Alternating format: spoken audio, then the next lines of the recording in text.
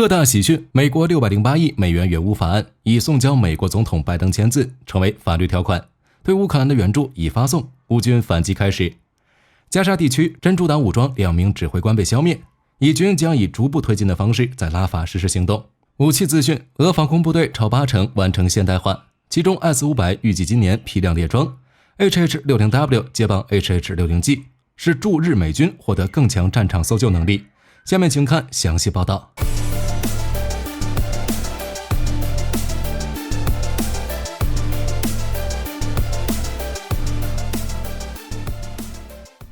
延迟近7个月的美国军援来了。4月20日时，美国众议院经过长时间辩论以及投票，以311比112的大比分通过了对乌克兰的608亿美元援助法案，为解决乌克兰困境带来了曙光。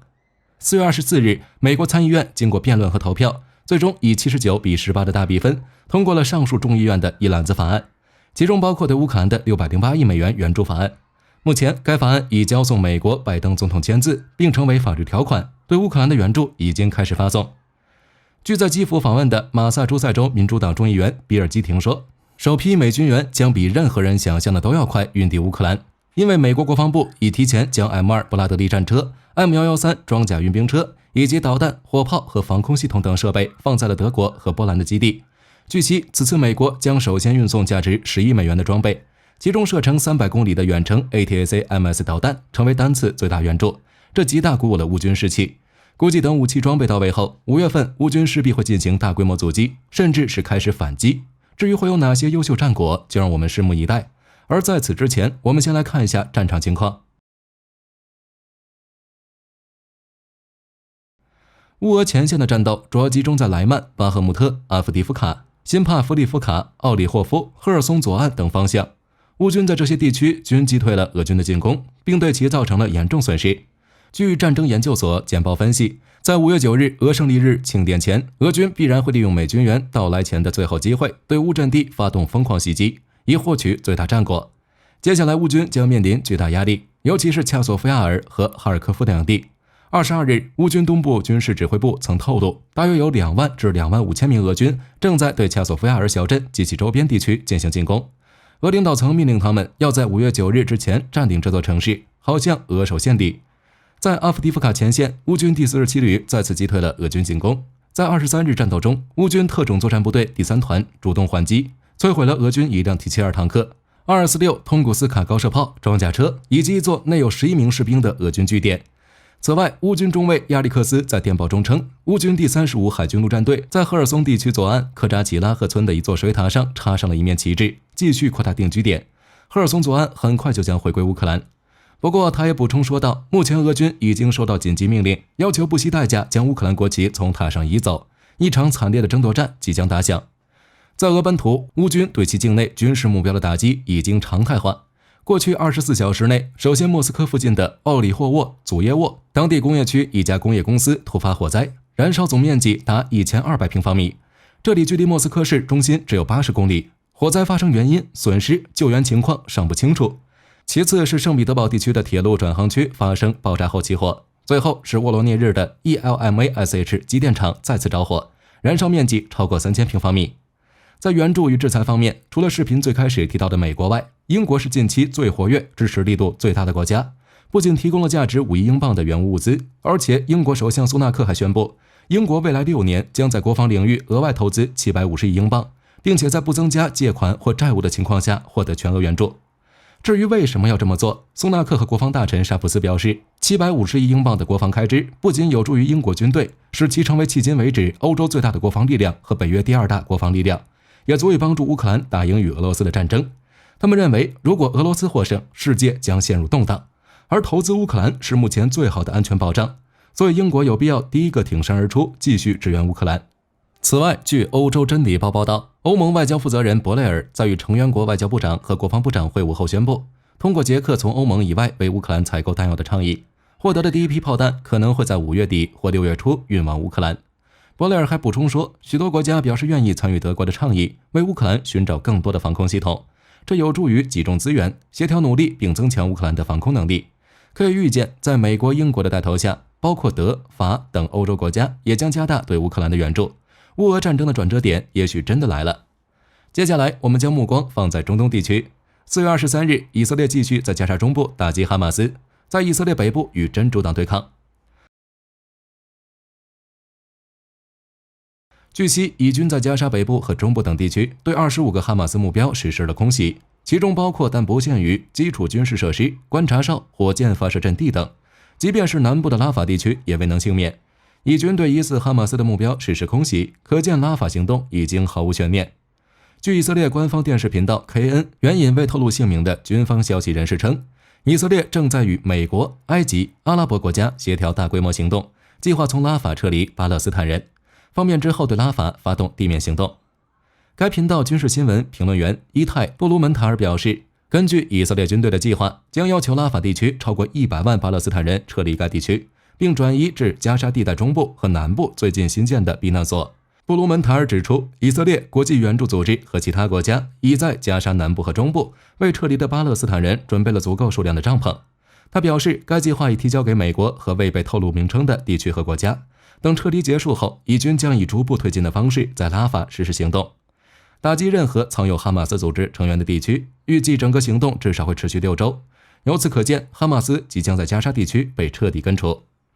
哈马斯尚且如此，黎巴嫩的真主党武装也好不到哪里去。在逾越节之际，真主党武装的空中部队指挥官侯赛因·阿里·阿兹库尔和副指挥官萨吉德·萨拉瓦德死在了以军空袭之下。随后，据以色列国防军和黎巴嫩真主党22日声明表示，真主党向以色列北部艾因泽提姆基地的第91师第3步兵旅指挥部发射了35枚火箭弹和数架无人机进行袭击，但悉数被拦截。以军随后再次对真主党实施打击，而且当天早些时候，以空军战机还对真主党武装在黎南部的2处军事建筑进行了轰炸。可以说，黎巴嫩真主党武装参与战斗搞了大半年，好处不知道有没有，但自身大量高级指挥官、士兵及基础设施摧毁，肯定损失不小。若是之后某某提供的资金和援助不够，真主党武装将无力打下去，最后只有被以色列暴揍的结局。而以色列方面，美国在通过608亿美元援乌法案时，也通过了对以色列的260亿美元援助，其中170亿美元是军事援助。以色列有什么理由不继续战斗下去？至于胡塞武装，近期除了发了一个宣传片，宣传自己的存在外，好像很久没有消息了吧？不知道是资金还是援助不足。而伊朗方面，其在与以色列互射导弹后，双方进入了缓和期。即便以色列对伊朗中部城市伊斯法罕进行了还击，并击中一个俄制 S-300 防空系统，但伊朗官员却不承认攻击造成任何损失。总之，资金装备充足的以色列即将在逾越节之后对拉法展开行动，而目前哈马斯、真主党、胡塞武装乃至背后的伊朗都不具备对抗的实力，尤其是哈马斯被内塔尼亚胡重点关照后，不知道还能存在多久。俄罗斯国防部长绍伊古23日表示，俄军防空和反弹道导弹防御部队的武器现代化占比已达到 82%， 未来2年预计将达到 85%。 他指出，俄军将在今年接装首批 S-500 防空系统，以及不定数量的 S-400、S-300、道尔 M2U 型导弹系统和下一代雷达。此外，绍伊古还表示，在俄乌战争中表现出色的铠甲系统，今年的交付量将增加1倍。据俄方资料显示，俄防空部队在乌俄战争中摧毁了超过22000架大大小小的军用无人机，3500枚海马斯火箭弹和600枚导弹。对于 S-500， 绍伊古曾表示，其可以有效遏制敌方的快速全球打击，这是不是真的？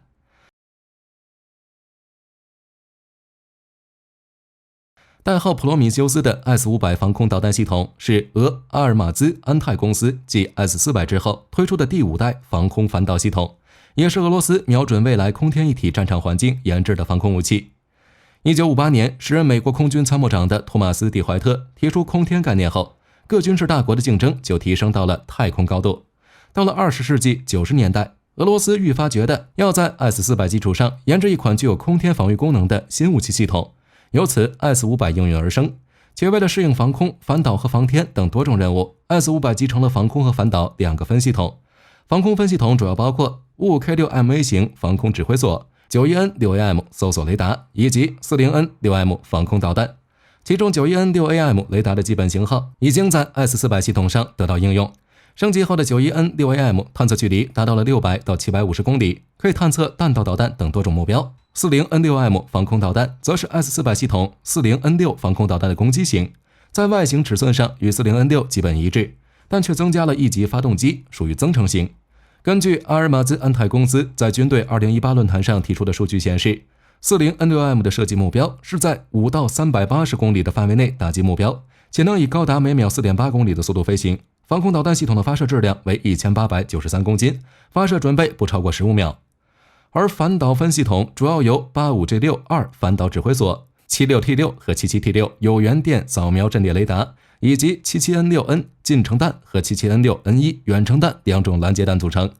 76T6 火控雷达属于多功能 X 波段无源相控阵雷达，相较于 S400 的 92N6 火控雷达，其采用了新的双圆柱状天线。而 77T6 制导雷达则是一款采用 X 波段的有源相控阵雷达，主要用于跟踪、制导和拦截，作战距离可达700公里。至于两种拦截弹均采用 77P6 导弹发射装置，据悉其若与 A135 阿穆尔现代化导弹防御系统结合使用，便可拦截飞行速度达7公里每秒的目标。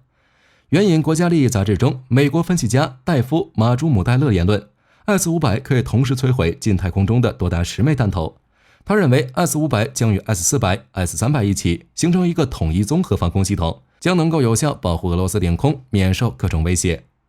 此外 ，S500 的机动性也非常强，所有装备均由10×10全驱动大型卡车拖载，必要时甚至可以采用海运。在反应能力上 ，S500 经过约半小时的部署后，只需几秒钟就可对预定空域进行监控，4秒内就可以完成目标识别，超过 S400 的10秒。末段高空区域防御的紧急部署时间则高达2小时。根据俄罗斯国防部公布的信息，首套 S500 系统将于2021年交付，2022年正式列装，批量交付于2025年开始。但现在提前进入战场，火力军估计大概率是因为欧美加大了对乌克兰的援助，使其不得不增强对莫斯科及其他战区的防护。当然，别看俄军对 S500 的评价很高，称它的出现可能让美国的爱国者导弹、萨德反导系统以及第5代隐身战斗机过时，但没上战场，谁也保证不了其效能。毕竟俄军的 S300、S400 防空系统在俄乌战争中表现并不好， S500 的战争表现究竟如何，让我们拭目以待吧。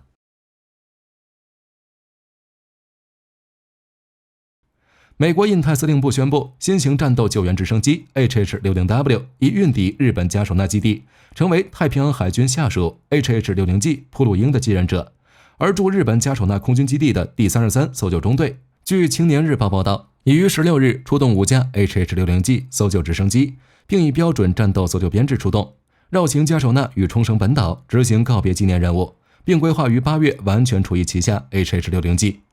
在告别纪念任务中，除正副驾驶、机工长外，机上还有数名俗称 PG 的空降搜救组人员共同参与。值得注意的是，当时执行任务的 HH-60G 直升机在机鼻上都喷涂了各种形式的胡子，据悉是为了凸显该单位自越战时期使用至今的呼号佩特罗。第323搜救中队历史悠久，自1952年成军以来就以冲绳为驻地，至今已70余年。中队于1993年起换装为 HH-60 普鲁鹰后，曾参与多场海空搜救、国际救灾行动，甚至还以分队形式前往阿富汗执行战斗搜救任务。而加手纳则是一座位于日本冲绳县的驻日美国空军基地，该基地位于冲绳岛西南部，基地面积约占冲绳面积的1/4，是美军在远东地区最大的空军基地。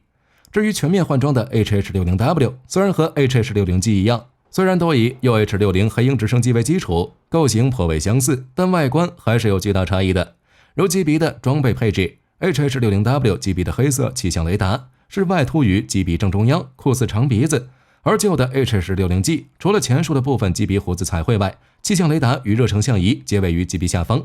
当然，最大的作战意义升级在于 HH-60W 是以新的 UH-60M 为基础，载油量直接扩充至前期型的2倍。并使用继新版的 T700 及 701D 发动机取代原来的 C 型，虽导致机体重量略微增加，极速也稍微降低，但最大航程却延长至1110公里，远超上一代的600公里。除此之外，据美国空军高级飞行员安东尼·卡拉斯介绍，相比 HH-60G、HH-60W 还采用了新型航天设备和多功能显示器，以及从头设计整合的任务系统，可以为飞行员提供关键的飞行数据和更完整的状况感知能力，以便在有争议地区执行战斗搜救任务。据悉 HH-60W 这款新型搜救直升机能够在恶劣的天气条件下，以包括化学、生物、放射性和核威胁在内的各种威胁环境中执行任务。HH-60W 于2020年正式被美国空军部长巴瑞特命名为快乐绿巨人2式，继承了越战时期 HH-3E 快乐绿巨人及 HH-53BC 超级快乐绿巨人的名称，以向当时参与救援任务而牺牲生命的英勇同胞致敬。第一架 HH-60W 直升机已于2022年11月交付给美国空军。2023年10月时，西科斯基公司获得了一份总价值6.5亿美元的 HH-60W 升级合同，以增强该型直升机的性能，其包括增强型抗干扰全球定位系统和视觉环境系统。同年12月，美国国会通过了2024年国防授权法案，而据其中一条款显示，禁止削减 HH-60W 战斗救援直升机的数量。可见，美国空军订购的113架 HH-60W 直升机，依旧是针对黑鹰系列直升机的最大订单。好了，本期视频内容到这里就结束了。大家接下来对乌军反击目标以及拉法的行动，大家有什么看法？欢迎在评论区留言讨论。我是火力军，下期再见。